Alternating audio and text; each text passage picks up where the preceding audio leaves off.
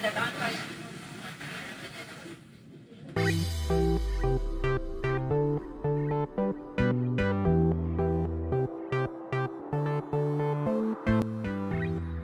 ma-minimize ang noise interference sa AM radio, kinakailangan ko ng maraming switch para ma-isolate ang AM radio.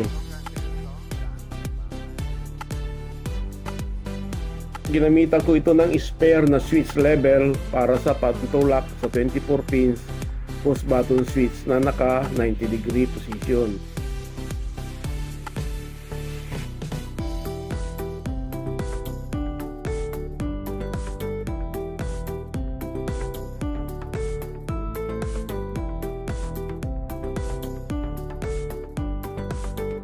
Sa modification na ito ay gagamitin ang eject button ng cassette tape player. Double function siya na auxiliary switch.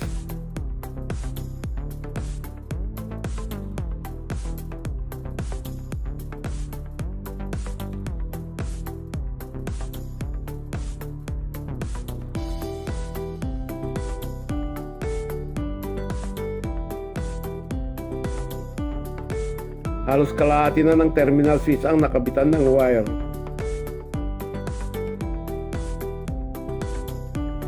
Kailangan din kakabitan ng protective plastic shield.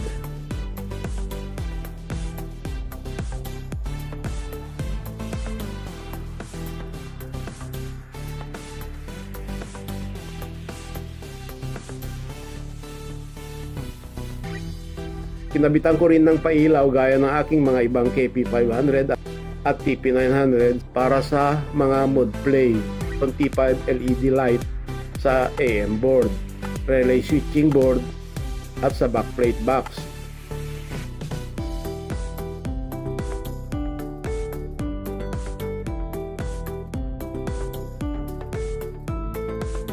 Orange light sa AM radio mode.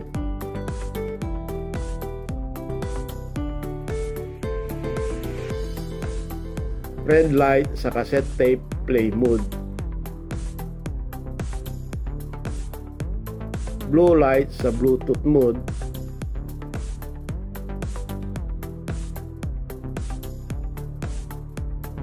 At green light sa FM stereo mode. Ready nang i-assemble ang backplate box.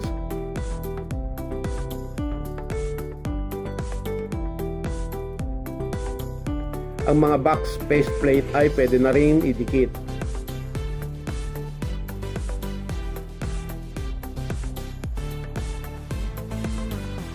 Ang concert type speaker terminal binding post. Ang FM antenna connector.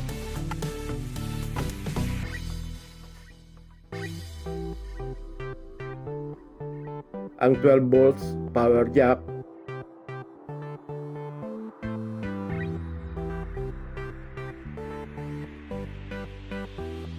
Ang 12 volts to 5 volts back converter para sa relays.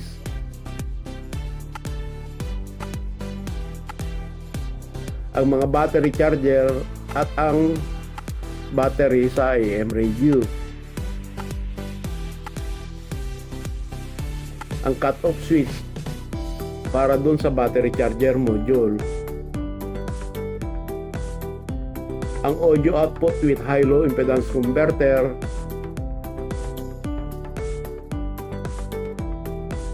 At ang Ferrite cork loop antenna bar.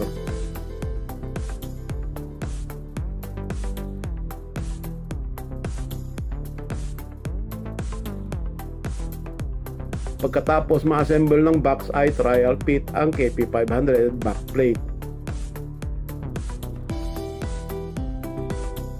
Naroon ako munang idikit sa box ang mga faceplate. Panghuli na itong nasa gitna na may 12 volts power jack.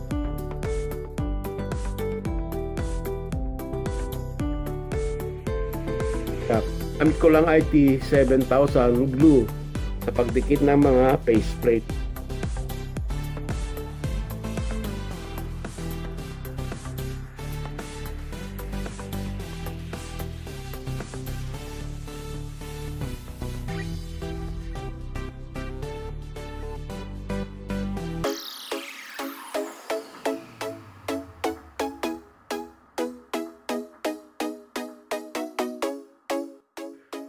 Okay, assemble ko na muna ang mga circuit boards at mga pyesa para mabuo na. Ang isolation, 24 pins, post button switch at ang mga connectors niya. Ang power switching board, ang FM tuner board,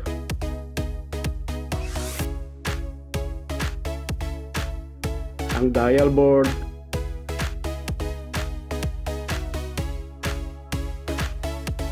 ang preamp board,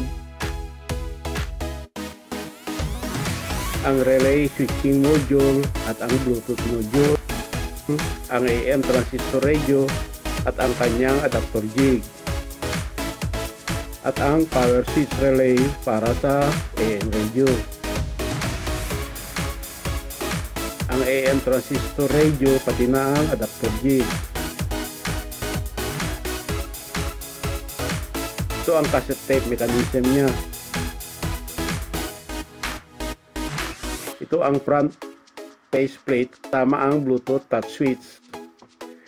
Ito na ang chassis, may pintura na at ang tuner front end at nakabit na rin ang tuning cord. Ito na ang backplate box or enclosure. At ang mga pyesa sa loob ng box. Kakabit ko na ang backplate enclosure at pagbalik ko ay ipapakita ko na lang kung paano ito nakabit. Ayan, nakabit na ang box sa backplate.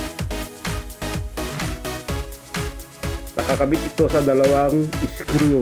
Ito ang main amplifier at nakakabit na rin ang mga power at audio output wire. Ito naman ang mga wire connectors na galing sa box. At ito rin ang AM ferrite bar antenna wire.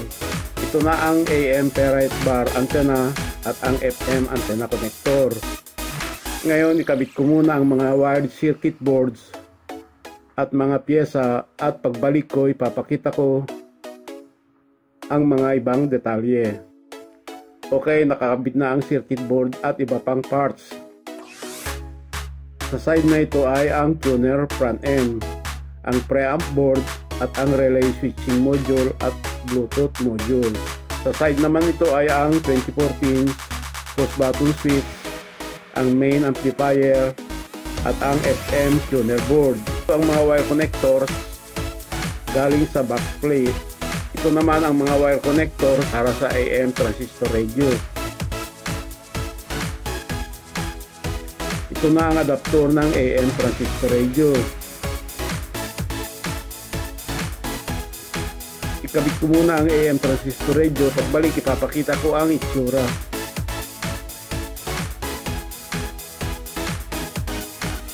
Okay, nakakabit na ang AM radio.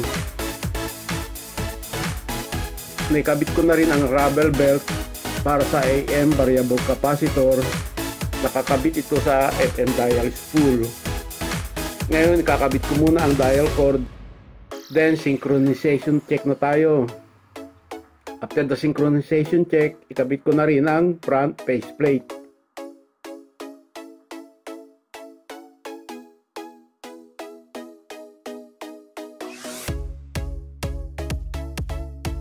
Pansamantala ko munang ikakabit ang dial pointer para sa dial synchronization check.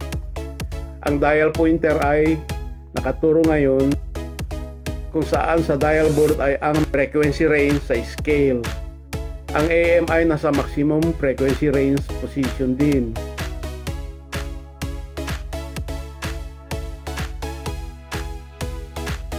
Ayan, ngayon ay nasa kalahating position na ang pihit.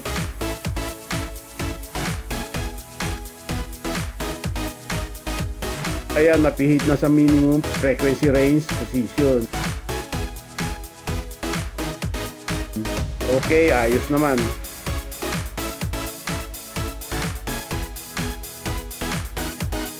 Ang KP500 ay powered ng maliit na 2 amp power supply via 12 volt power supply jack. Pagbukas ng KP500, ang default mode ay sa Bluetooth mode dahil ito sa mga relays. Tap switch to FM mode.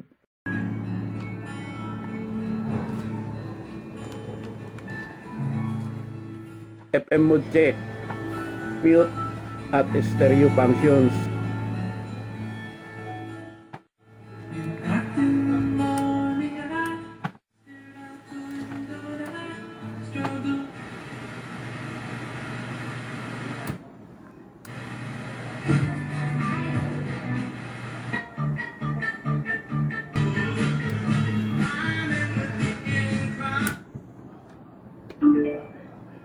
Bluetooth power on check.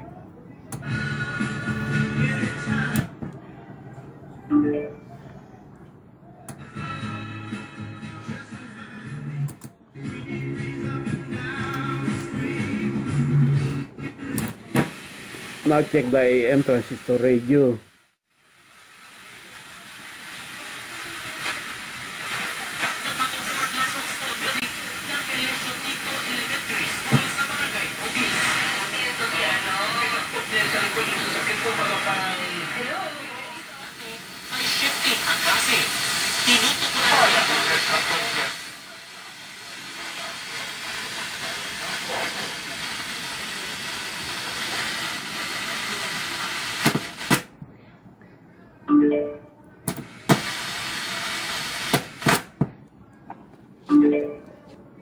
Okay, nagana ng maayos.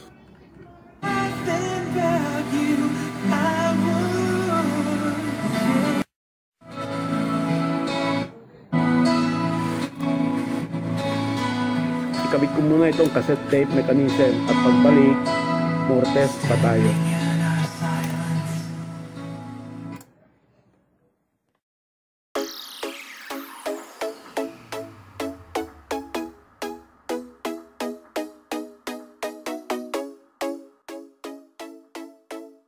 Okay, naka-install na ang cassette player mechanism.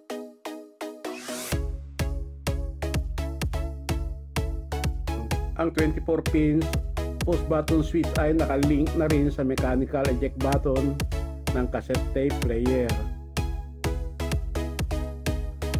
Ito na po ang final assembly ng unit.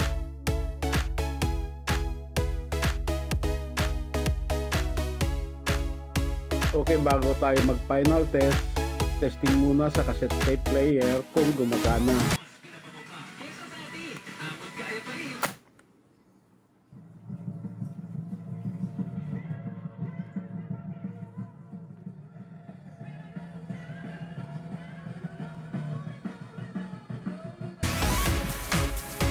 Gumamit lang ako ng letter transfer sticker pagmarka sa AM frequency scale sa dial board.